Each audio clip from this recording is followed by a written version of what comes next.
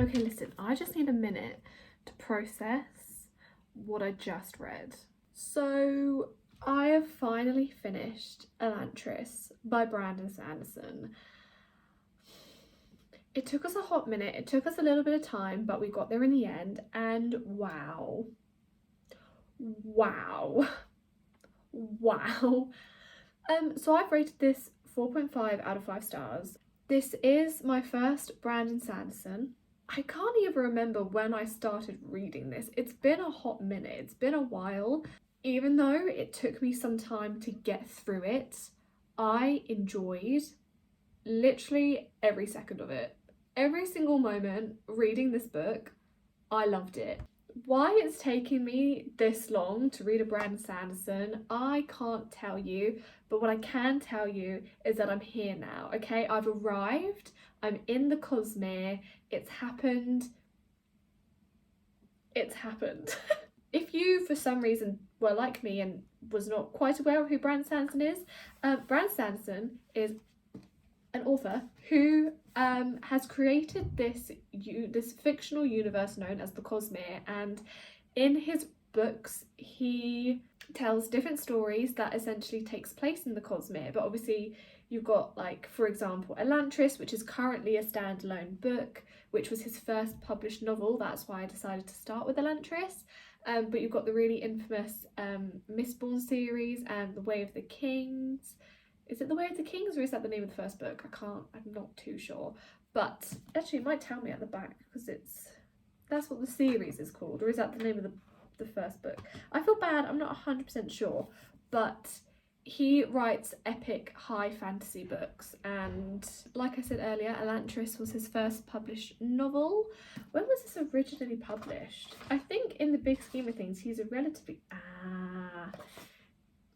So you've got the Mistborn series, the Stormlight Archive, which is The Way of the Kings that I was talking about, the Reckoners, and then he's got a bunch of standalones as well. But where was this originally published? 2005. So in the big scheme of things, he's only been writing for nearly 20 years. I guess that's a decent amount of time, to be fair. But yeah, his writing style, if you want to try and get into epic fantasy or high fantasy, I feel like Brandon Sanderson's not a bad place to start. I have seen, like, maybe some people do struggle with some of his works, or like struggle to get into some of his books, but I think personally the way he writes is phenomenal. Even though he is writing about these complex, quite political heavy, in-depth worlds and characters and magic systems, they're not too difficult to follow, you know? I think with high fantasy, something that I'm starting to learn is it needs your attention. Like, this isn't just some cozy fantasy where you can just wander your way through it and, you know, just half-arse it, I guess. Like, you need to pay attention, otherwise you're going to get lost. Especially, like, I feel like with a lot of high fantasies, there's quite a big cast of characters, so if you don't know who you're talking about, it can get a little confusing, and I did get a little confused at times, but not to the point where my enjoyment of the book had been ruined at all. I love the characters that he creates. His character Serene, she is the female character of this book, and for a man, he has written a very independent, strong female character, which I am highly impressed with. I loved Serene. I thought she was a brilliant character, and I loved reading her perspective on things. I loved the other main character, Raoden. I thought he was phenomenal.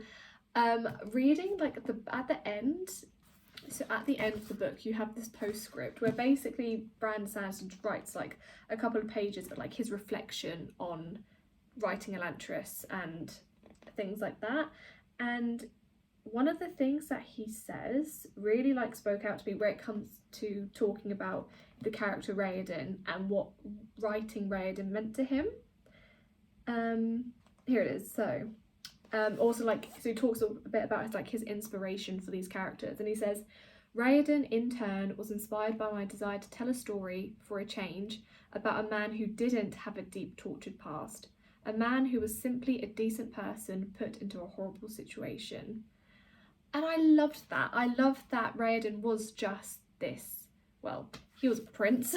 So I was going to say just a regular guy. He wasn't a regular guy, he was a prince, but he was just a man who didn't have some extraordinary traumatic past and rose from the ashes. He was just a man in circumstances, and he made the best of those circumstances, and I thought his story played out beautifully. I love the world that Brandon Sanderson created. Like, Elantris is a beautiful world with such a complex system that I hope I find out more about throughout the Cosmere books. I have read that we do find out, I don't really know how it works. I've read that we do find out more about Elantris through other Cosmere books, but I don't really know how that's going to work. The kind of mini chapter at the end has completely thrown me, but in the best way possible. It just means I'm just super excited to jump more into this universe and read more about it. I do, if you have watched my fantasy book haul, then you have seen that I do have another Brandon Sanderson sitting on my shelf, which I am so excited to get into. I don't think I'm going to jump into it straight away. I feel like I do need time to process what I've just read, but I'm just so excited to read more of his work. I thought it was brilliant. He writes beautifully, he creates wonderful worlds and characters. 4 out of 5 stars. It was just fabulous, phenomenal. Just read it if you haven't read it, please. Thank you. Oh god. See, this needs to go back on the shelf now, so give me a second. So now that I've read that, I have a decision to make. I can either continue reading some of the books that I'm already reading, which are like in a pile by my bed there, which I should probably do. I should probably try and keep finishing the books that I've already started. But I am struggling with the motivation for that. Do you know what I mean? Like, I don't know if that's what's calling out to me. I have just, okay, so while I was eating my dinner, I was watching a movie on Netflix called Over the Moon. It was my second time watching it. If you haven't watched it, please go and watch it, especially if you're a fan of Disney movies, but like specific Disney movies, like, I'm trying to think now. It gave me Moana vibes. It gave me, oh my gosh, what is that? What is it called? Oh my god, the one with the dragon. Is it The Last Dragon? What is it called? Right, Rayan and the, oh my gosh. That's so annoying. Raya and the Last Dragon? Raya and the Last Dragon. It's giving Raya and the Last Dragon vibes. It's giving, well, because it's like, it was just very, very good. I would highly recommend if you haven't seen it. It's on Netflix, go watch it. Then the music is phenomenal, the animation is phenomenal, like beautifully stunning. Yeah, go watch it, it's great. But I had just finished watching that, and now I'm kind of feeling East Asian mythology, do you know what I mean? And if you watched my previous video, which was a cottagecore book haul, then right at the end you would have seen I bought was it She Who Fell Beneath the Sea? Was that what it was called? But I feel like that might be what I'm feeling, a bit of East Asian mythology. And it's hard because I have, let me show you what my bookshelf currently looks like, because it's not even like I can look at my bookshelf and decide. So this is what I've done with my books on my bookshelf in my dorm room. Basically, when they were all turned the other way and you could see the spines, I didn't like how it looked. So these are all like my nature books, and then all my other books I've decided to turn the other way so you can see like the edge of the pages. This is my House Moving Castle books, look at that. But it means when I'm trying to figure out what I want to read, I can't just look at the shelf and decide.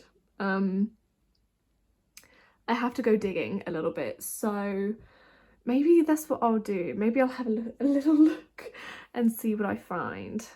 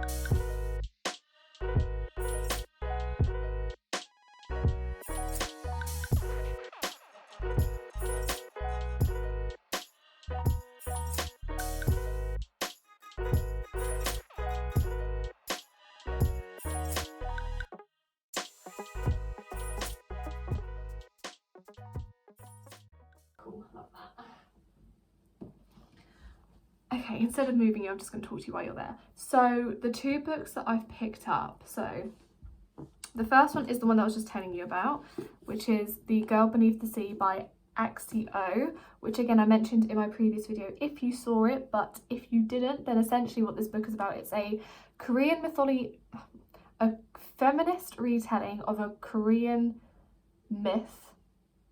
If you know me, I love my mythology retellings, and I haven't really dabbled in any like East Asia mythology. I've been more into my Greek and Roman mythology, so I feel like this might be a really good place to start, and I'm really in the mood after watching Over the Moon. So that was Chinese mythology, this is Korean mythology, but essentially it's about a girl who lives somewhere where basically there are deadly storms, and the storms won't stop unless the sea god is given his true bride.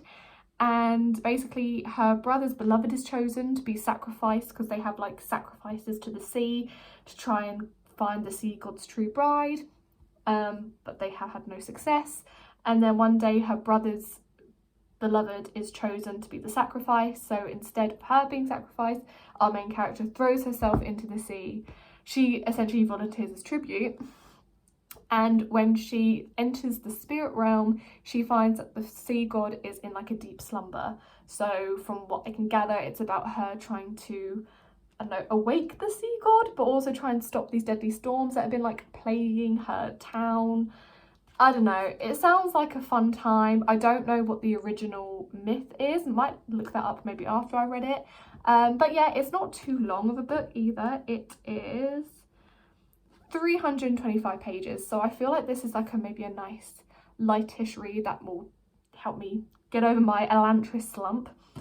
But then the other book that I kind of forgot that I had, to be honest, but that is Daughter of the Pirate King by Tricia Levenseller. I bought this after binge watching Pirates of the Caribbean with my flatmate, and I had a bit of like a pirate obsession for a little bit, and I basically looked up on Goodreads like best books about pirates, and this came up, so I went and bought it. But because I organised my bookshelves to not have the spines facing, I kind of forgot I had it just until I now just like rediscovered it. So the cover's really cool as well. But I can't really remember what this is about. 17-year-old Alosa, daughter of the feared pirate king, is on a mission. She must retrieve an ancient hidden map, the key to a legendary treasure trove. The catch, Alosa, I'm going to say Alosa, A-L-O-S-A. Alosa needs to conceal her considerable combat skills and allow herself to be captured by her enemies, giving her the perfect opportunity to search their ship. More than a match for the ruthless pirate crew, Alosa has only one thing standing between her and the map, her captor, the unexpectedly clever and unfairly attractive first mate, Ryden. But luckily, she has a few tricks up her sleeve, and no lone pirate can stop the daughter of the pirate king. That does sound kind of fun, and it seems like a fun summer read, you know, like ships, the open sea, all that jazz. And I love that literally on the, is it dedication page? She has a quote, says, "Let us not, dear friends, forget our dear friends the cuttlefish," which was said by Captain Jack Sparrow in Pirates of the Caribbean at World's End. So I don't know which one, to try, but I'm thinking one of these. I'm kind of leaning towards The Girl Who Fell Beneath the Sea. So I think what I might do is I might make myself a cup of tea, and I'm going to get onto my bed, turn on my twinkly lights, and I think I'm going to start this one, but I'm going to keep this one out just in case. I really shouldn't be starting another book when I have 4 books, technically 6 books, that I'm currently reading, but I'm just not in the mood for them. I'm just not in the mood. So, The Girl Who Fell Beneath the Sea it is.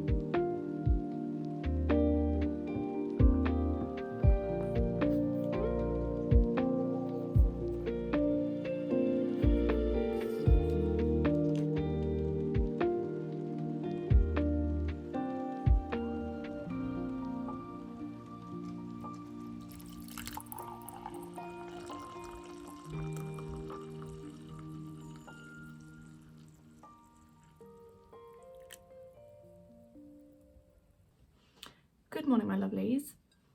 I have woken up feeling super icky in the brain. So instead of staying in bed, which I could very easily do, I've forced myself to get up. I did open my window, but I had to close it to talk to you guys. Made myself a pot of tea, as you saw, in my new favourite mug that I got from Anthropology. I love it. It is my current favourite mug of all time. And I thought I would give you a reading update because I haven't done so in a couple of days. So I'm actually reading 2 books currently, and I wanted to give you an update on them. So the first one is The Girl Who Fell Beneath the Sea. I am, I think, about 100 pages in. Yeah, 97, which is chapter 11. I am really enjoying this so far, actually. Like, it's currently probably sitting at a 3.75, maybe possibly a 4-star. We're gonna go 3.75 at the minute. It's like, I'm enjoying it. I'm enjoying the mystical elements of it, of the spirit realm. I'm liking kind of where the plot seems to be headed.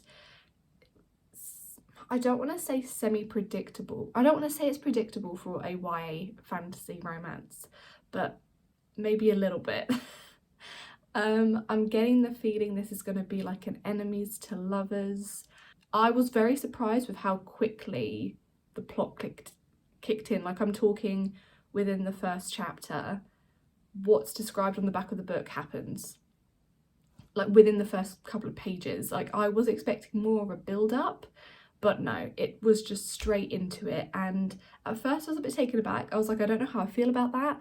But now that we're kind of more in it, like, I can see maybe there's more to this book, which is exciting. I'm looking forward to where it goes.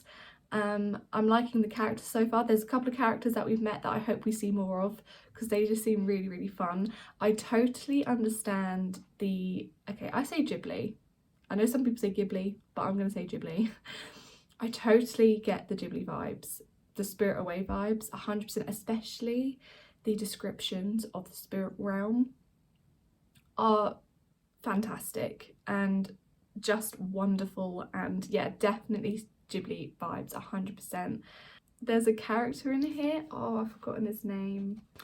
I think he's meant to be like a 12-year-old, 11-year-old boy, and he has just the cutest, sweetest bundle of energy that I just hope we see more of. I'm trying to think of a character to compare him to. If you've seen, he's literally like, so far, okay, I know I've mentioned this movie already, but Over the Moon on Netflix. The little boy in that movie, I feel really bad, I've forgotten his name, but just think of that kind of energy. Like, a little boy who's just full of energy, just full of fun, doesn't really have a filter on what he says, but he never means anything bad by it. Innocent, pure bundle of energy. That is what I need, and I really hope we see more of him because he's just so cute and I love him. I'm really enjoying it so far, and I'm looking forward to seeing where it goes. And, you know, the love interest, well, the potential, I was kind of thrown. This is kind of taken a turn in a way that I wasn't expecting, which is good. I wasn't expecting it to go the way it's going. So I'm looking forward to seeing, you know, how the plot develops, how it goes forward, especially when it comes to the love part of the plot, because it's gone down a way that I wasn't expecting. So yeah. And then the second book that I re-picked up, because I wanted to bring a book to work with me to read on my breaks, but I didn't want to bring a book that I knew that I was going to need to pay like semi-attention to. So I've continued with the Percy Jackson series, and I am nearly halfway. I'm on page 128, which is chapter 10. This is the second one, Percy Jackson and the Sea of Monsters. I'm really enjoying it, and I kind of forgot how much I do actually enjoy these books. I know I've only read one, obviously, because this is the second. I am really enjoying it. I'm really enjoying it because obviously it's middle grade, I believe, so the writing style isn't complicated or hard. It's actually quite humorous. I love Percy Jackson's sarcasm. I just think his bluntness and sarcasm is great. And another thing that I really love is I forgot the representation of neurodivergency in this book. And as someone who has recently been diagnosed as neurodivergent, having that reputation, even like imagine if you were younger and finding out you're dyslexic or ADHD or autistic or anything like that, and then you pick up one of these books and it's seen as a strength rather than a weakness. And that's, I don't want to say obviously being neurodivergent is not a weakness, but I feel like we're still in a time where we're still trying to understand it and it's still seen as being different. Reading these books and having it be seen as a strength is just very, I feel seen, you know, you just feel a bit seen, and you feel like, you know, just because my brain is wired differently doesn't make me any more incapable than someone who's not neurodivergent, you know? So having this representation, and it also, maybe that's why I'm so into Greek mythology, maybe I'm secretly a demigod. You know, it's a possibility. I'm just saying, it could be. That could be the reason.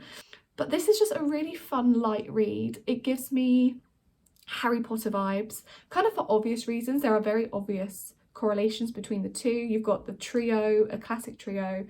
The main boy is comes from a not too great home, and he's sent away to a educational school setting where he finds out he's like the chosen one essentially, and he has to go on quests and adventures and things like that to save people and to find things, and you know, the correlation's very, very similar, even down to the trio, 2 boys and a girl, you know.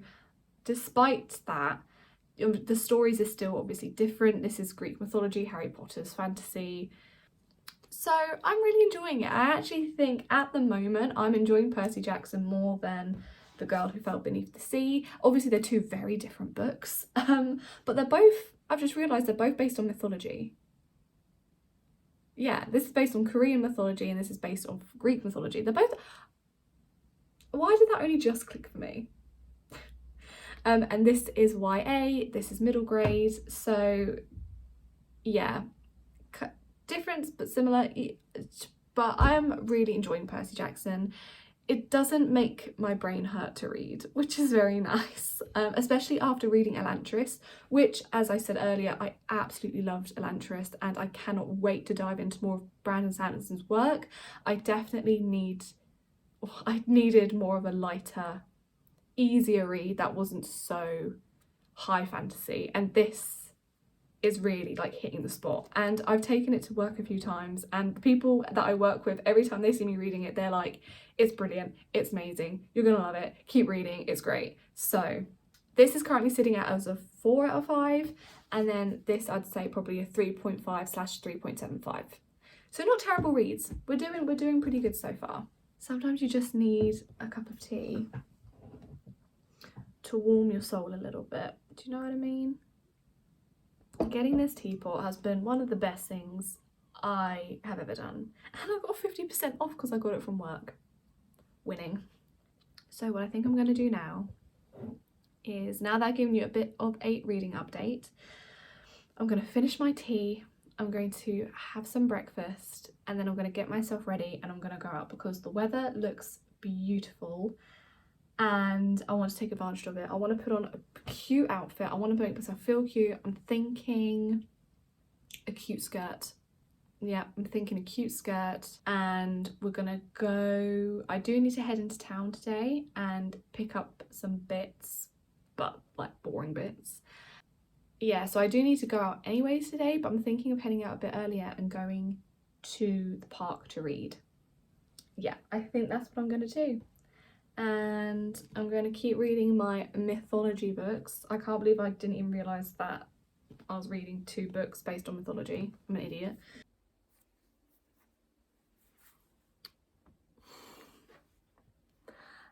So I kind of realised that I didn't wrap up the vlog I did intend to give another reading update on The Girl Who Fell Beneath the Sea, but I hadn't actually read that much, so I didn't really have much to update you on. So I think I'm going to wrap up the vlog here. I have now come home for 2 weeks for the summer. A lot of uni students go home for the summer, but I've only come back for 2 weeks because at the beginning of July, I'm moving into my new flat, which is very exciting. And my logic was, one, I've just started a new job in Bath, so it doesn't really make sense to then not do said job for like 3 months. But also, it didn't really make sense for me to have a new flat, pay rent on that flat, but not live in it. So I'm here for 2 weeks before moving into the flat in July. And I'm kind of seeing this as like a mini holiday, I guess, before kind of going into more full-time-ish work at my job. But I'm hoping to make this a big reading summer. I've got lots of books that I'm very excited to read, and now that I'm obviously going to be moving into the flat, I want to try and make myself a little library again. I want to have a bookshelf. I want to have all my books. I want to slowly move my books from my mum's house to my flat and stuff like that. So that's kind of the plan. Hopefully you'll get a couple of vlogs from me while I'm back home when I've got all my other books, and I plan to like go reading by the sea on the beach and just in like the wonderful local wildlife that I have around here. So yeah, I am going to read some more of The Girl Who Fell Beneath the Sea. And I want to ideally finish that pretty soon, hopefully the next couple of days, because I'd love to read some books that I have here that I don't obviously have back at uni in Bath. Anyway, I feel like I'm rambling now. All I wanted to say was that I'm home for 2 weeks and I'm going to wrap up the vlog here for now. So thank you so much for watching. I hope you enjoyed it. And if you finished uni as well, congratulations. I hope it has gone as well as you hoped. Enjoy your wonderful summer. I hope you continue to join me for mine. And yeah, don't forget to comment, like, subscribe, all that wonderful stuff. And I really hope to see you in the next video. Bye!